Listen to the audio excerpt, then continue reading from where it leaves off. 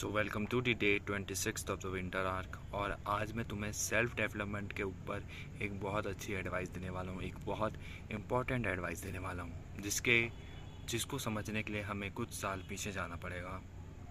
तो अच्छे से बैठ जाओ। बात है 2012 की, 2012 या 2011 की। I was in class third और उस समय हिस्ट्री टीवी 18 पे एक शो आता था, एंशिएंट एलियंस। एंड जिसको नहीं पता एंशिएंट एलियंस क्या है, एंशिएंट एलियंस एक कॉन्स्पिरेसी फैलाने वाला शो है जो एलियंस के वजूद के ऊपर बात करता है, जो प्रूव करने का ट्राई करता है कि हमारी सोसाइटी में एलियंस हैं, हमारे अर्थ पे एलियंस हैं। और बड़ी बड़ी जो ये सोसाइटीज़ हैं, बड़े बड़े जो ये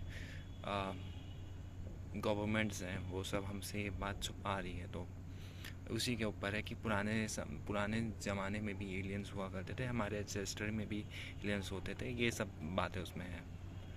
अब अभी तो मुझे पता है कि वो जूडो साइंस है और उसमें मतलब बहुत अजीबोगरीब बातें की जाती हैं। बट जब मैं क्लास थर्ड में था तब उसने मेरी एक नस को पकड़ा, मुझे क्यूरियस बनाया चीज़ों को लेके।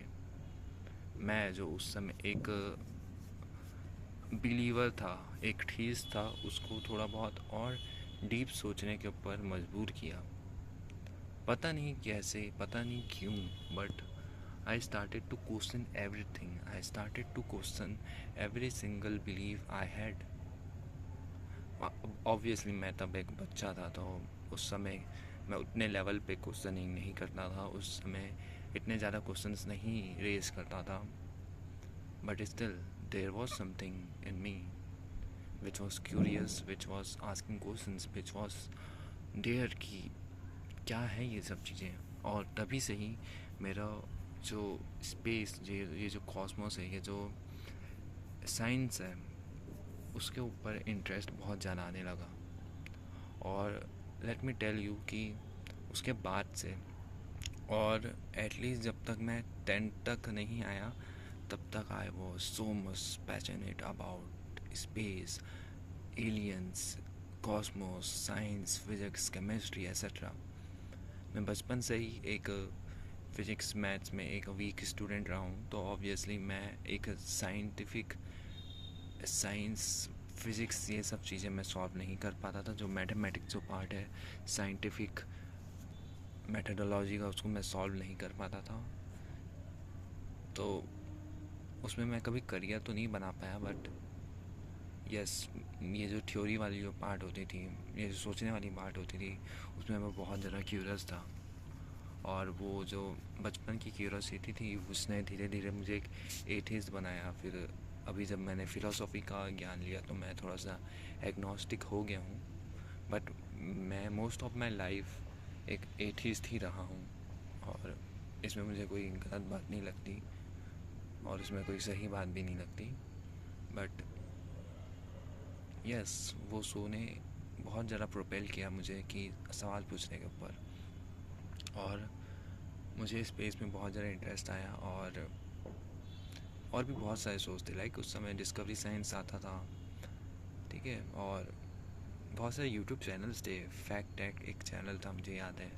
गेट्स फ्लाई तो बहुत प्रिय है मेरे दिल को, क्योंकि उसने ही वो वाली वीडियोज़ ही देख के मैं बड़ा हुआ हूँ।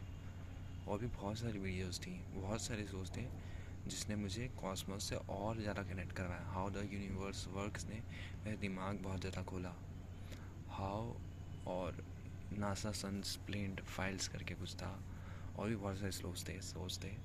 वो सब ने मेरा जो चाइल्डहुड है उसको बुना है। बहुत सारे लोग बोलते हैं ना, कार्टून उनका ये था, उनका चाइल्डहुड ये था। मेरा चाइल्डहुड ये है, मेरा चाइल्डहुड स्पेस है। मेरा एंटायर चाइल्डहुड स्पेस के ऊपर बेस्ड है, कॉस्मोस के लव के ऊपर बेस्ड है, चीज़ें कैसे वर्क करती है साइंस के ऊपर बेस्ड है। लाइक मुझे याद है कि मैं एल्बर्ट आइंस्टाइन को अपना मेंटर समझता था एक समय पे। मैं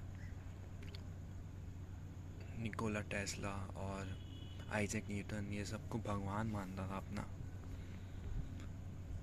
बट धीरे धीरे ये सब चीज़ें जाने लगी, क्योंकि मे बी मैं बड़ा होते गया, मुझे समझ में आया कि मेरी रिस्पॉन्सिबिलिटीज़ क्या है। मुझे हिट करने लगा कि नहीं, मैं साइंस स्ट्रीम, साइंटिफिक एक साइंटिस्ट नहीं बन सकता, एक साइंस की फील्ड में नहीं जा सकता। इवन तो मैंने साइंस की स्ट्रीम चूज़ की है, बट मैं बहुत बुरी तरीके से पास होके निकला हूँ। बट मैं कभी भी, मुझे रियलाइज़ हो गया था कि मैं नहीं हूँ एक बहुत ज़्यादा हाई IQ वाला इंसान जो कि ये सब चीज़ें कर पाए, एक साइंटिस्ट बन पाए। So I give a that dream, और मैं धीरे धीरे एस्ट्रोनॉमी, कॉस्मोलॉजी ये सब से दूर होता गया। और धीरे धीरे ये जो लाइफ है वो किक इन करने लगी। मैं और ज़्यादा सीरियस हुआ लाइफ को लेके। मैंने फ़िलोसॉफी पढ़ी, मैंने बहुत सारी चीज़ें पढ़ी, बट कहीं ना कहीं ये जो स्पेस वाली चीज़ें थी वो कम होते गई। इवन दो मैं कभी ना कभी कुछ ना कुछ वीडियो देख ही रहता था, तो स्पेस मेरी ज़िंदगी से कभी गया नहीं है। बट जितना मैं बचपन में था उतना नहीं देखता हूँ अब मैं इतना ज़्यादा कंटेंट। अब जब भी मुझे, अब मैं तुम्हें एक इंटरेस्टिंग चीज़ बताता हूँ। जब भी मुझे ऐसा फील होता है कि ज़िंदगी बहुत ज़्यादा लो फेज़ में चल रही है, ज़िंदगी एक अजीब से फेज़ में चल रही है, मैं बहुत ज़्यादा अजीब फील कर रहा हूँ, तब आई रिकनेक्ट विद दैट चाइल्डहुड। और यही चीज़ का एहसास मुझे आज से 4 साल पहले हुआ, जब मैं फिर से साइंस के चैनल्स देखने लगा, साइंस के चैनल्स, और बहुत ज़्यादा बिंज वॉच करना शुरू किया। मैंने एक इंस्टाग्राम पेज भी बनाया था साइंस के ऊपर, जो कि नहीं चला obviously. But when I started to reconnect with my childhood, I started to feel better. I started to feel more motivated. I started to feel more and more confident. क्योंकि यही है जो मैं हूँ, यही मेरा ओरिजिनल सेल्फ है। बचपन से ही मैं ऐसा रहा हूँ, और मैं जितना भी उससे दूर जाने का ट्राई करता हूँ, मैं उतना ही डिप्रेस होता जाता हूँ, मैं उतना ही लोनली होता जाता हूँ, मैं उतना ही अजीब सा होते जाता हूँ। So it's very important for me to reconnect with my childhood, with space, with cosmology, astronomy. इसलिए मुझे टेरेस पे आके बैठना बहुत ज़्यादा पसंद है, इसलिए मुझे स्टार्स देखना पसंद है, चाँद देखना पसंद है। इसलिए मैंने खुद से अपने टेलीस्कोप बनाया, भले उसमें से ज़्यादा विजिबिलिटी ना हो, पर मुझे तब भी उसमें से चाँद देखना बहुत ज़्यादा पसंद है।